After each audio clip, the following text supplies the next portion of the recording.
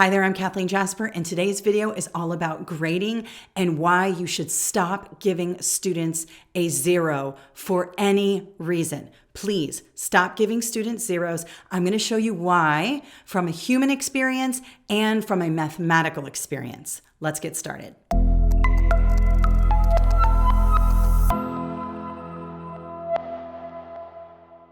All right, so I was compelled to do this video today because I was out jogging with a friend of mine who lives in my neighborhood. Her daughter is in middle school and so is my daughter. And she mentioned that her daughter got a 0 on a math assignment. And anytime I hear about a student getting a 0, I just start to get very irritated, okay? And I'm gonna tell you why in a minute. But apparently her daughter wrote her homework not on the side of the paper, or the front side of the paper, I should say. She wrote it on the back side of the paper. And apparently the teacher is trying to instill in students how to be clean with their math work and everything else, which is totally understandable. But rather than teach the students or cut the students a little bit of slack, the teacher just gives the student a 0 if the work is not exactly the way she wants it to be. Now, I understand that this teacher is managing many students and has tons of homework assignments to be turned in and is probably overwhelmed in all of the things that happen to teachers every day. And I also know how frustrating it can be when students are not listening to you when it comes to your expectations in the classroom, no matter how simple those expectations might be. However, giving a student a 0 can be so detrimental to his or her grade that it can take so long for the student to come back from that 0. And in life, there is nobody giving you a 0 or that teacher a 0 for being late or for making a mistake. I often hear people say, well, in the real world, you can't be late. In the real world, you can't do this. Actually, in the real world, you can. I'm late for a lot of things, and no one is standing at the door giving me a 0. I've turned in graduate work late. I've turned in things late for work. I've been late on my own company deadlines, and nobody gave me a 0. So this concept of teaching students the hard way by using zeros is not the best approach. I would ask you, have you ever been late to a faculty meeting? Some of you probably have been late to the faculty meeting. Did the principal stand there and give you a 0 or a letter in your file because you were late to a faculty meeting? If the principal did, you're working in a hostile work environment because that's just not fair. Now, if you're repeatedly late or you never go to faculty meetings or you're being insubordinate, then obviously a letter in the file is something that needs to happen. But you being late to a faculty meeting, you may have had a student asking you questions after school. You may have had to deal with a parent. There's all kinds of things that come up in your life that would make you late to a faculty meeting. Well, the same thing goes for students. There are all kinds of things in students' lives that would have them turn in a homework assignment late, or not write it on the correct side of the paper, or maybe not do it exactly the way you want it done. I have had this experience as a teacher and also as an assistant principal. I've worked with teachers who, if the students were 1 minute late turning in their work, so let's say the work is due at second period at 8 a.m. and the student turns it in at 8:01, 0. If it was written on the back side of the paper, 0. If your name is not written properly at the top, 0. I have also had that experience as an assistant principal and begged those teachers to stop using those type of grading practices. I think that it's not only unfair, but it makes failure a huge part of your expectations in the classroom. And I think it is a poor way of running things. Now, you may disagree. You may let me know in the comments how much you disagree. That's fine. Let's look at it from a mathematical standpoint, and maybe that will help sway you to stop giving zeros. Let's take a look at a number line so I can explain this mathematically. In most U.S. public schools, 90 to 100 is an A. 80 to 90 is a B. Let me change my color here. 70 to 80 is a C. 60 to 70 is a D. And 50 to 60 is an F. So a 50 is where we begin our Fs. Now, also an F are all of these scores. This entire half of the number line is an F. An F in this situation on this number line is worth more than the achievement part of the number line. Let's take a look. First of all, most of the time, we want our students right here, right? Because an A is worth 4 points, a B is worth 3 points, a C is worth 2 points, a D is worth 1 point, and an F is worth 0 points. In fact, when I was teaching high school, I would tell students, and when I was an assistant principal, I would tell students, forget the D, don't get Ds. I know that you think, oh, I didn't get an F. Well, a D is only worth 1 point, and you need a 2.0 to graduate. So Ds are worthless. So you got to be in this CBA range in order to graduate, play sports, or anything like that. So look at this entire area. Really, I'm going to grab it right here. This entire area right here. Look how much that's worth versus this tiny little area right here. The scale is completely skewed so that an F is easier to get than an achievement grade or a grade that is, proficient or whatever. So you can see that right away, if you give a student a 0, you're not giving a student an F, you're actually giving the student a K. Let me show you what that means. So if a 50 is an F, then a 40 is a G, a 30 is an H, a 20 is an I, a 10 is a J, and a 0 is a K. You're not really giving the student an F, you're giving the student a K because the student is so far down the line away from, and let me go back to my green, away from this kind of area here where the student needs to be, A, B, or C. Look how far the student has to go just to get back into the achievement part of the number line. This is unfair. And so what I encourage you to do is make this right here, the 50, your new 0, your new bottom.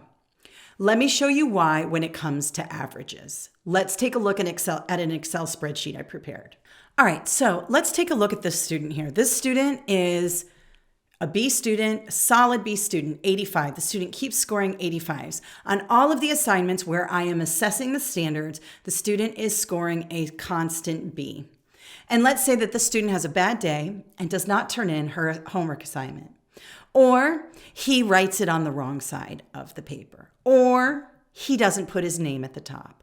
Or he is late, or she does any of the things that you don't like as a teacher, all right? So we decide, you know what? That's it. I'm giving you a 0. So you give him a 0. Boom. Look what happens to the student's grade. The student goes down to an F. This student has been a solid B student until this 0, and now the student is at an F. Let's take a look at how many more Bs this student is going to need to recover from this 1 0. So let's say the student gets another 85. All right, it's going up to a 63, D range. 85, still in the D range. 85, just now hitting C range. 85, C, 85, 85, 85, 85. Got to keep going. Not there yet. This student, oh, there we go. We made it. This student who is a solid B student, look at all these 85s. The student is straight up B student, had to score 1, 2, 3, 4, 5, 6, 7, 8, 9, 10, 11, 12, 13, 14 more 85s. That means that student can't have another bad day. That student can't ever mess up and put his name incorrectly at the top of the paper. That means that student better get an 85 or higher on all of the rest of his or her assignments. And you may not even have that many more assignments. That's a lot of assignments in a grading period. So this student with a 0 has a lot of catching up to do for one mistake on one day. Now let's take a look at that same student over here. And let's say that you are a teacher who decides, you know what? There are consequences to not turning in your homework. However, I don't want to make it so you can never come back from it. So let's say that this student who is a solid B student instead has a teacher who says, okay, you didn't turn in your homework?